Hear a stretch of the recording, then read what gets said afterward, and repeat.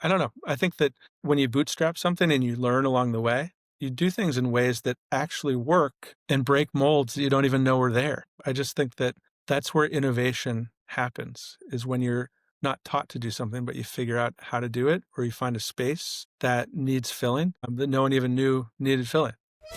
Welcome to Not Quite a Podcast, where we talk with founders, marketers, writers, builders, and designers about life, business, marketing, and more. And sometimes we even say something smart. When that happens, we take the best of our talks, tidbits, and wisdom and post it here for our listeners.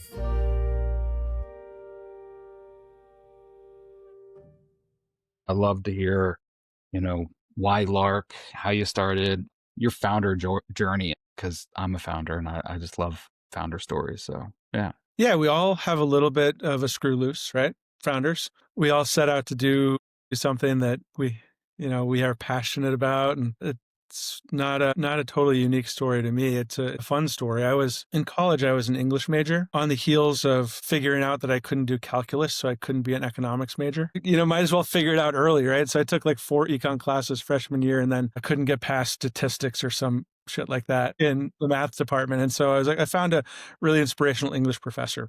Long story short, ended up working in higher education administration and teaching a bit. And I found there's a magazine in New England called Yankee Magazine. I don't even know if it's still around, but there was a contest in Yankee Magazine back in the late 90s. No, it was early 2000s. It was win and in. And so you wrote an essay and sent in $100. And if they got enough entries, they would choose the one who wrote the best essay, pulled on their heartstrings enough. And short circuit the story, I did not win. It wasn't a viable contest. They didn't get enough. So there's no Hallmark movie here, but it was what got my juices stirring on the idea of getting into innkeeping and hospitality. And so that summer, I took a trip out to Nantucket and paid $25 and stayed at the youth hostel out there.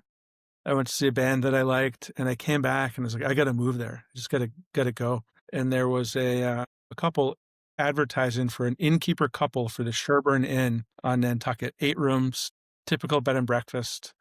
I said to my girlfriend, I was like, you want to do this together? She said, all right. And so we wrote letters, went for the interview. We were hired with no experience. And by June, we were living in the basement of the Sherburne Inn baking muffins. And that's where I found my calling, Doug. It was like, I just loved it. I loved creating experiences for people. I loved the actual work of doing it. Like, I found great joy in folding sheets and doing the manual work. The first morning, the muffins didn't come out of the muffin pan, so everyone had English muffins for breakfast.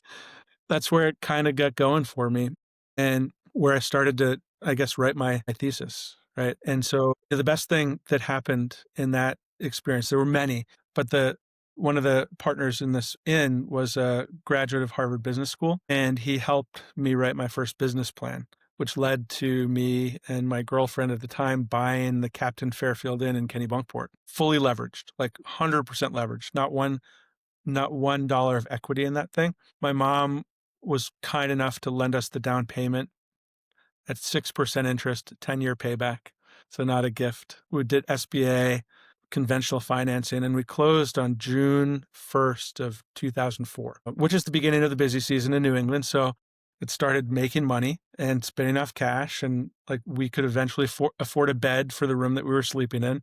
So we got off the floor and just bootstrapped it, right? Learned everything. We flipped the pancakes. We had one housekeeper and no other staff. And so really learned it by doing it. And I found that it resonated with me in a really meaningful way, both the business side and the creative side and the actual operational side I loved. And the community around it, shared purpose in Kennebunkport was awesome. We moved out after 3 years and hired someone else to run the inn with our close supervision. And we had invested in another property on Nantucket that made a little portfolio of 2. And we started redoing a room here and there, testing it out. And so we used that 9-room inn as our test kitchen in a way, to develop a thesis around how we could evolve hospitality in the small spaces in New England. So that was the start.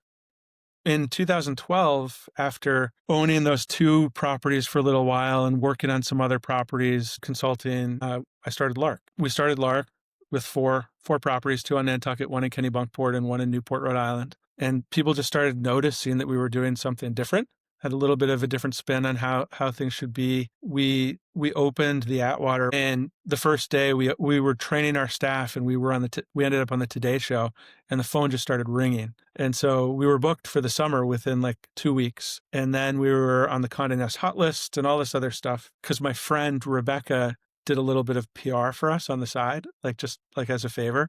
And so it was just a confluence of really great things that came together to turn into the roller coaster that we've been on since then, which has led to 75 hotels in our portfolio across 26 states and 2 countries, and 80 people working on the leadership team and the off-property support team. And it's been fun and wild. And I can say more, but I've been talking a lot, so I'm going to pause. I'm just curious, have your muffin cooking skills gotten any better? They were really good, Doug, for a long time. I think they've probably regressed a lot. The one thing about running a larger company is that you don't get to bake the muffins as much as you used to.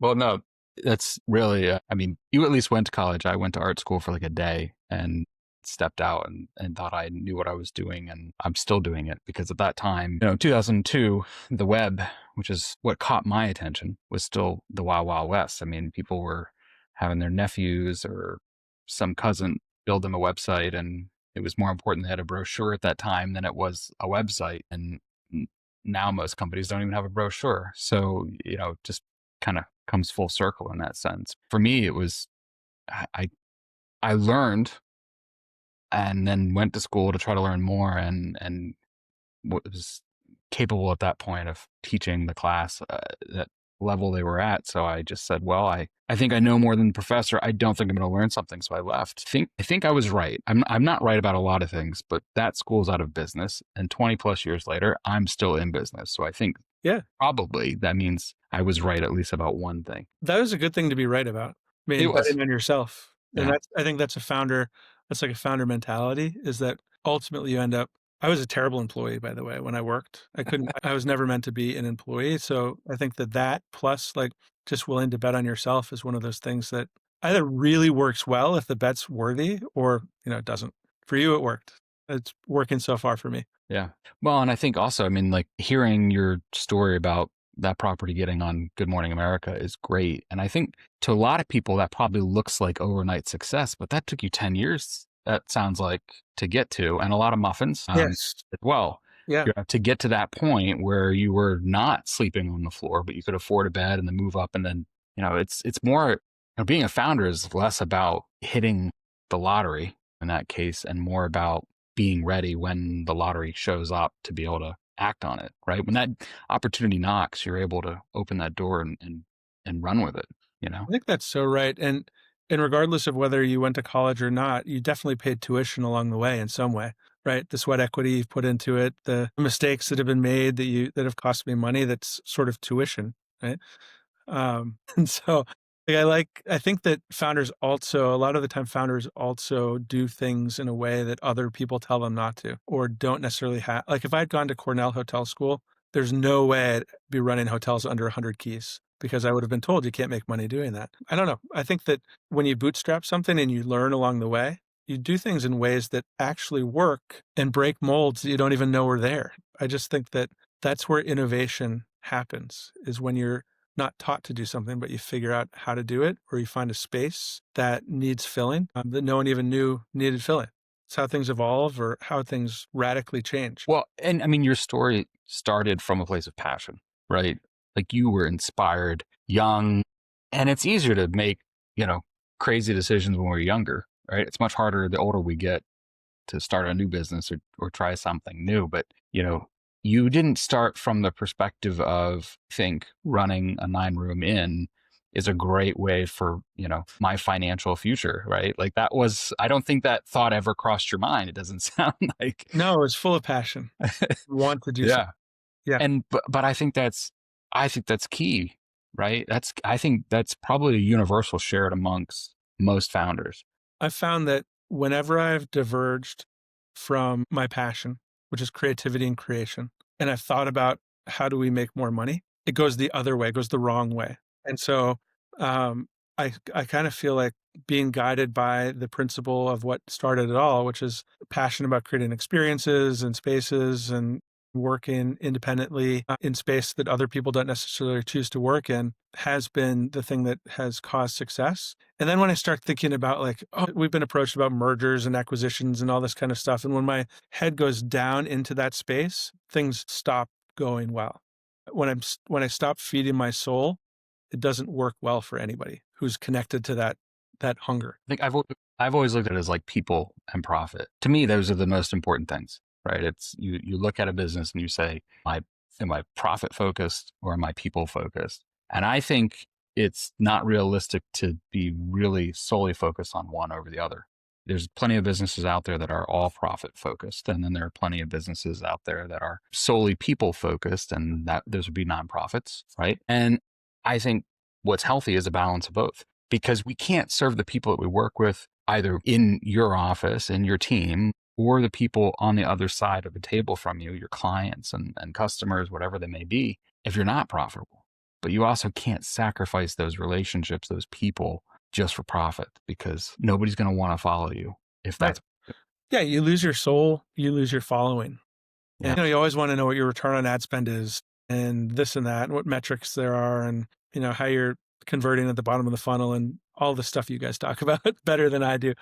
But the other piece for me is like, how do we create great brand awareness and brand stickiness and loyalty? And it's not, we don't always get the greatest return on ad spend when we're trying to create awareness in the world for who Lark is. And hopefully it'll trickle down eventually. Yeah. I mean, I think a lot of that we've been kind of spoiled going back to like when I started. I mean, like analytics and everything we could track everything. And we still can to varying degrees. It's getting muddier, things harder to track effectively. And now, just like in the hotel industry, you have so many different options of technology. What we see a lot of times is that every channel, albeit Google or Meta or TikTok or whatever, has their own way of measuring and telling that story. They're each telling the truth from their perspective. But when you add it all up, it doesn't tell the same story. And that's the challenging part that really comes at it from marketing. I think that there's still value in analytics. I think we can measure things, but I also think that there's a great value in your gut. And there are things that we can't fully measure. And if you have a balanced approach to it and look at it, like you were saying, sometimes the objective is to drive revenue. Sometimes the objective is to drive loyalty and build the brand. And when you look at things from those different perspectives, you ask different questions and you look for different answers. And there's nothing wrong with that. I think where a lot of people get screwed up is that they don't ask those questions and don't set those expectations from the beginning. That's interesting. And I wonder from an analytic perspective, if things will continue to evolve and new tools will appear that allow us to aggregate them. It almost like makes me think about the evolution of what will happen in distribution and how people find us. Because I know, now people are using ChatGPT to find a fireplace in Vermont with a ski mountain next to it and, rather than conventional search. So I think it'll be really interesting to see how your business evolves. It makes my head explode a little bit to think about all of the possibility of how things will be changing. To me, it kind of harkens back to the beginning, like where I was working out of my parents' basement and convincing people that, in addition to designing them a brochure, we should make them a website as well. And that was 2002? In 2002. Yeah, same thing. I was working at the Sherburne Inn on Nantucket in 2002, and all of our reservations, with the exception of maybe 2%, were on the phone. You'd fill out a registration card, mail out a confirmation letter, and write it down on the tape chart, which I carried around in my backpack when I was at the beach and had my first cell phone so I could answer phone calls on the beach. And it's funny, you mentioned like people building their own websites. When Leah and I bought Captain Fairfield Inn, we built her own website because she was an art and biology major. So our first website in Kennebunkport was a self-built. I built out most of the stuff on Photoshop and she made it work online. It's crazy. It's changed. Thanks for listening to Not Quite a Podcast. To hear new episodes, view the archive, or find out more about being a guest on the show, visit notquiteapodcast.com.